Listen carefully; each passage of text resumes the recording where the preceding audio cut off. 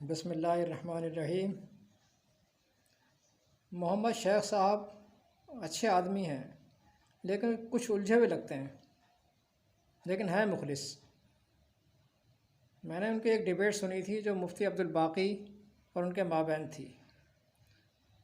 ان کے بیانیے سامنے آئے، ایک یہ کہ وہی ہم پر بھی آتی ہے، اللہ ہم سے ڈائریکٹ بھی مخاطب ہوتا ہے۔ اس کا مدلل جواب میں دے چکا ہوں اس سے پہلی والی پوسٹ میں۔ دوسرا بیانیہ یہ کہ بنی اسماعیل قرآن میں کہیں نہیں آیا، کتاب میں صرف بنی اسرائیل ہی کہا گیا ہے، اور ہم سب بھی بشمول محمد کے بنی اسرائیل ہی ہیں۔ اس کا جواب بعون اللہ تعالی دینے جا رہا ہوں۔ جواب: محمد صلی اللہ علیہ وسلم سے کہا جا رہا ہے کہ سل بنی اسرائیل کہ بنی اسرائیل سے پوچھئے کہ ہم نے کتنی ہی کھلی کھلی نشانیاں انہیں دی تھیں، لیکن انہوں نے اللہ کی نعمتوں کی قدر نہ کی، بدل ڈالا۔ 2/214 2/211۔ پھر محمد ہی سے کہا جا رہا ہے کہ الم تری الی الملائ، کیا تو نے بنی اسرائیل کی ایک جماعت پر غور نہیں کیا کہ کیا کیا انہوں نے کام دکھائے، کیا کیا حرکتیں کی تھیں انہوں نے۔ 2/246۔ پھر آگے کہا جا رہا ہے کہ قل للذین اوتوا الکتاب والامیین اسلمتم۔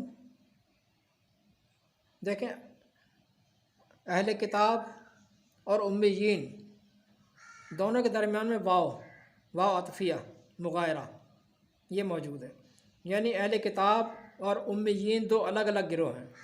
پھر سن لیجیے، قل للذین اوتوا الکتاب والامیین اسلمتم۔ اے رسول کہہ دیجئے اہل کتاب سے اور امیین سے کہ کیا تم اسلام لاتے ہو۔ 3/20۔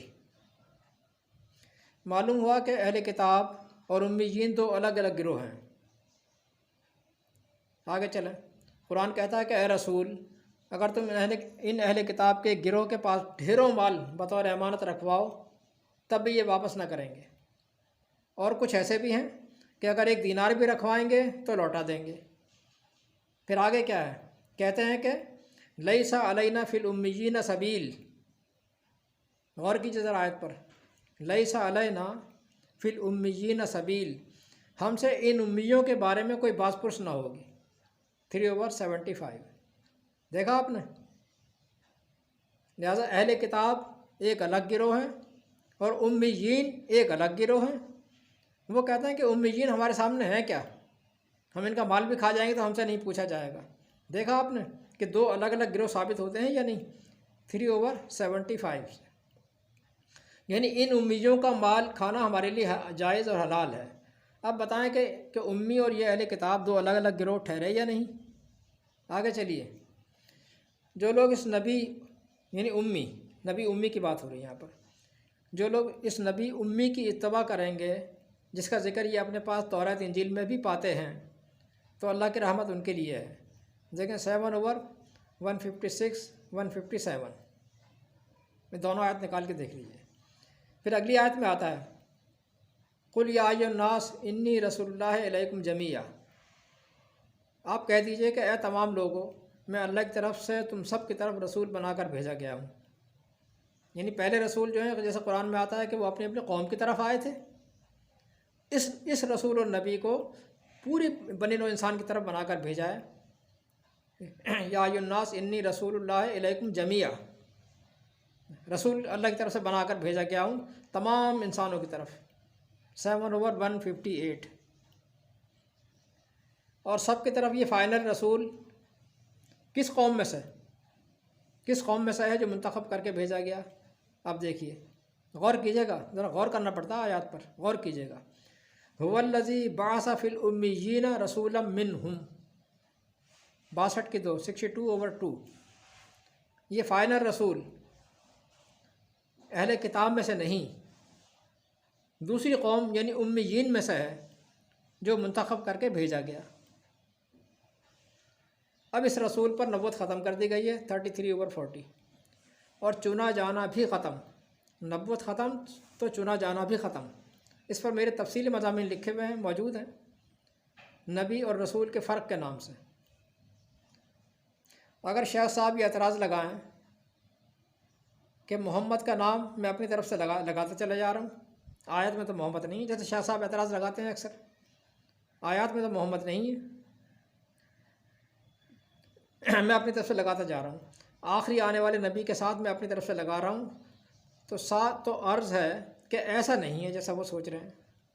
ما کان محمد ابا احد من رجالکم ولکن رسول اللہ و خاتم النبیین، وہی 33 کی 40 آیت، کہ محمد تمہارے مردوں میں سے کسی کے باپ نہیں، پر لیکن اللہ کے رسول ہیں اور نبیین کو ختم کرنے والے ہیں۔